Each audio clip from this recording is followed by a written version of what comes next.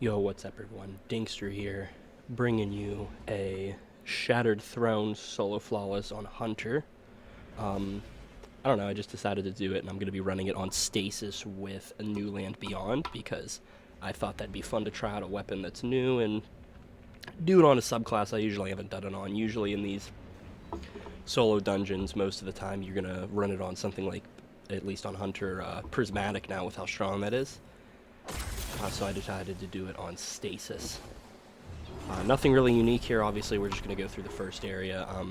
If you've never done this dungeon before, you have to kill a bunch of mini-bosses, and they'll drop symbols, and you'll go around the map and just clear out all the bosses, and then eventually you get to drop down the elevator to the next section.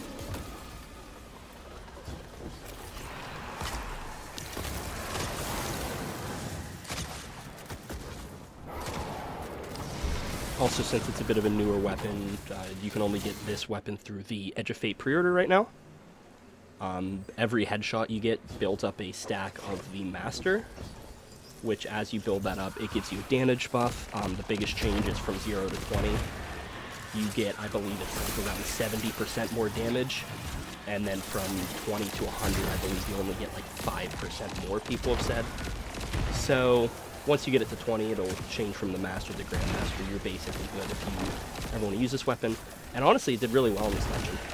As you'll see with, obviously the final boss, you can pretty much kill it with anything at this point, but the Ogre, if I had a little bit better of a damage setup, I probably could have easily one-phased it just with the Sniper and my Super.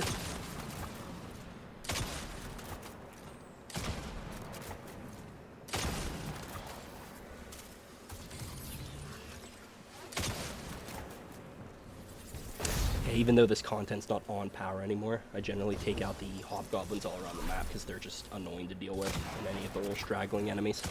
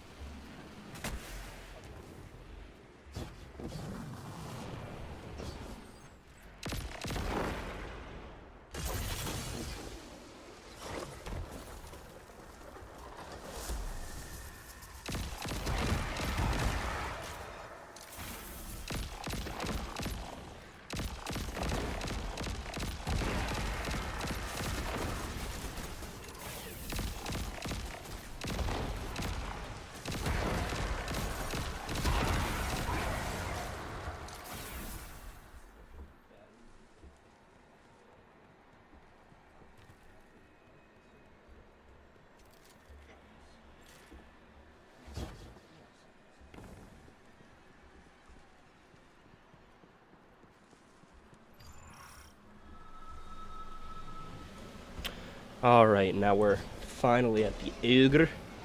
I'm just jumping down here. Gonna be a bit of waiting. Honestly, the new Beyond, surprised me a little bit, because the first time I solo flawless this, I believe, was back during Season of the Lost. Even then, these wizards were definitely a little chunkier, it felt. Probably because we were closer to the power. I'm not 100% on all those systems. But anyways, New Land Beyond, you can easily two-shot them, one for the shield and one for a headshot. There are a lot of times in this encounter where I am absolutely just whiffing on these wizards, and they do that annoying thing where they just go behind a wall, even though they're a ranged enemy. So they should watch you the whole time, in my opinion. And anyways, yeah, not too bad. My pulse rifle also has heal clip on it from Salvation's Edge, if you can get a roll with it. Heal clipping contestant, it's nice on a little bit of a longer range weapon. I still myself want to get one on a hand cannon, I know. Lunas Hal has it, but I'm a lazy guy. So yeah, we're just collecting up the Petitioner's Marks here. Nothing really unique about this encounter. It's Forsaken content. This dungeon is so much easier than it once was. It's a little disappointing, you know. I think it'd be cool to have a... I know they're doing increases in, like, the Nightfall content difficulty. I think it'd be cool to have, like, a of-the-time version of a dungeon, if that makes sense, where, like, you could only use stuff that was out then, and you're basically put at the equivalent power level. Because, honestly, I really enjoyed doing this dungeon. The first time I ever did it was, like, the first week it came out, and it was not easy then, you know? I believe I myself was still probably 30 power under because I got Forsaken a week late, so I was a bit late on my power grind for all the activities. But yeah. And then the damage phase ends, really? I honestly thought this damage phase was longer. Yeah, you can hear me, my mic picking up because I recorded it wrong. I thought the damage phase was way longer on this boss. So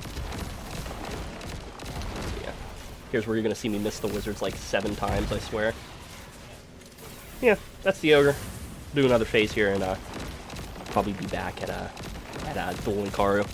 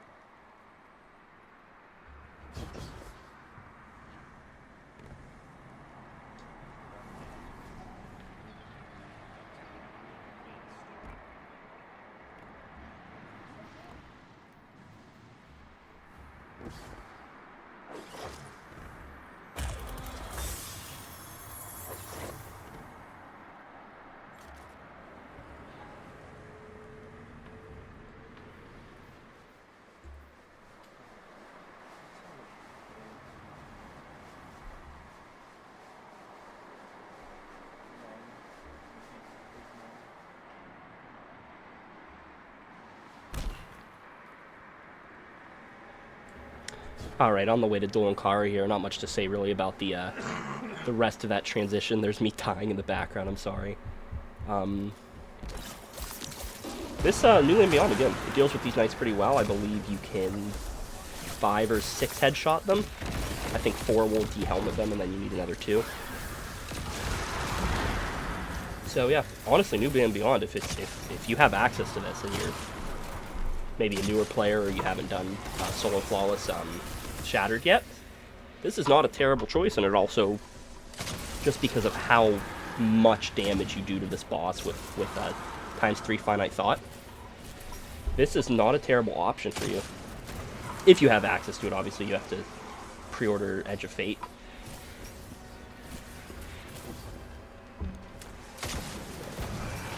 These knights do the same thing as wizards do. They'll go behind walls when you're not close enough to him, like this guy, like he's like juking me out, I'm like trying to get him. So I just decided to roll around. There's he's de-helmeted and dead. That guy's already de-helmeted. You generally want to kill them a little closer together than I did, because I still have Finite Thought stacks on the ground, but we're going to get these ×3 here, and this guy's going to be done. With this boss, you just do so much damage to now, it's crazy.